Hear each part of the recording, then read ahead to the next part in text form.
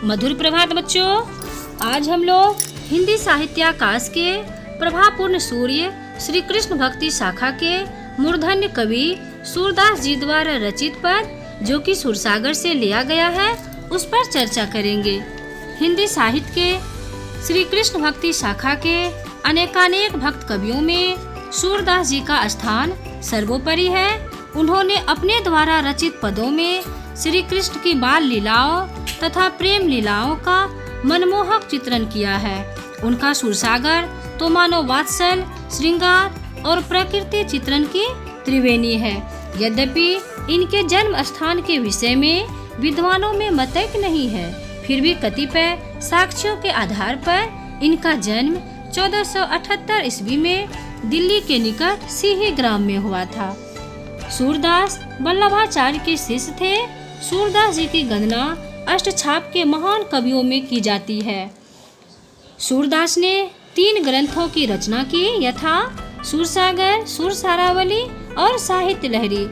तथापि इनकी गणना श्री कृष्ण भक्ति शाखा के सर्वश्रेष्ठ कवियों में की जाती है।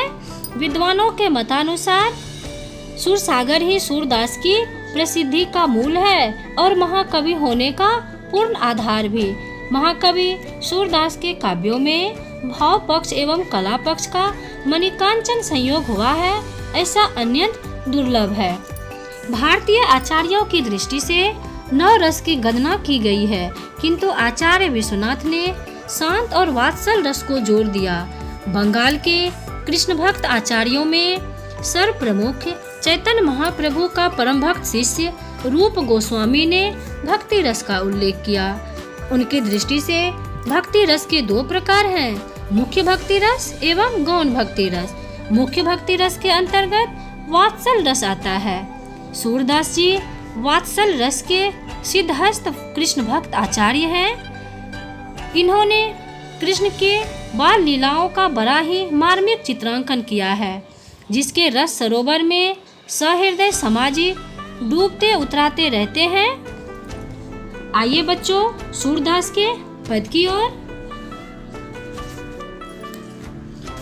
मैया कब ही बढ़ेगी चोटी, कितनी बार मोही दूध पियत भई। यह अजू है छोटी, तू जो कहती, बल्कि बेनी ज्यों है लंबी मोटी। काढ़त गुहत न भावत जे है, नागिन सी भुई लोटी। काचो दूध पियावत पची पची, देती ना माखन रोटी। सूरज चिरजीवो 2 भैया, हरि हलधर की जोटी।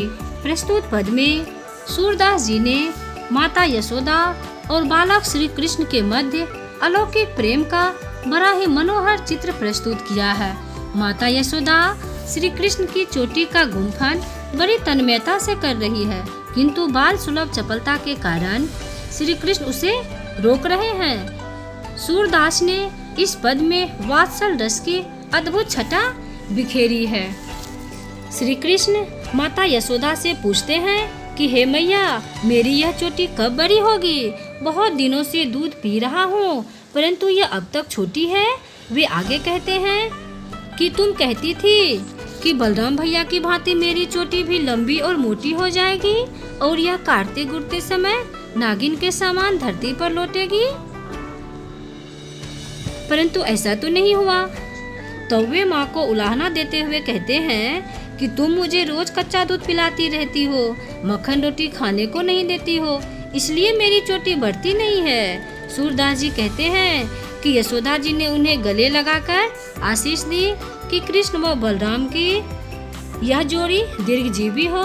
ब्रज भाषा का प्रयोग है, कृष्ण के बाल रूप का चित्रण है, नागिन सी में उपमा अलंकार है।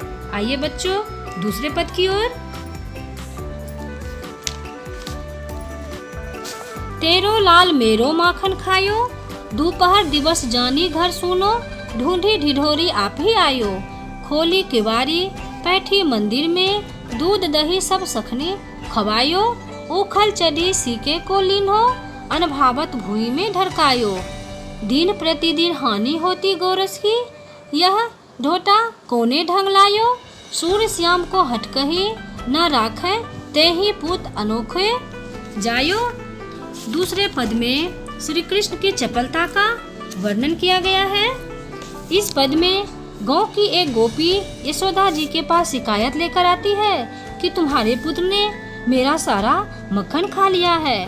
दोपहर के समय उसने सूना घर ढूंढते ढूंढते घर में प्रवेश किया और द्वार खोलकर घर में रखे हुए दूध दही को स्वयं खाया और सभी मित्रों को भी खिला दिया। गोपी कहती है कि मैंने तो छींके के ऊपर टांग कर मक्खन की हंडियां रखी थी, परंतु तुम्हारे कृष्ण ने ऊपर चढ़कर छींके का सारा मक्खन उतार लिया, कुछ खाया और कुछ धरती पर गिरा दिया। गोपी यशोदा को उलाहना देते हुए कहती है कि ऐसा होने से दिन प्रतिदिन हमारे दूध दही की हानि हो रही है। पता नहीं तुमने कैसा पुत्र पैदा किया है। सूरदास जी के अनुसार गोपी यशोदा को यहाँ तक कहती है कि तू अपने पुत्र को रोक कर क्यों नहीं रखती? सारे गांव में क्या तेरा ही बालक अनोखा है? इस प्रकार गोपी कृष्ण की माखन चोरी की माँ यशोदा से शिकायत करती है। कृष्ण द्वारा माखन चुराने का वर्णन किया गया है। दोपहर दिवस व ढूंढी ढिढोरी में अनुप्रास अलंकार है। धन्यवाद बच्चों, खूब मन लगाकर पढ़ाई करते रहिए।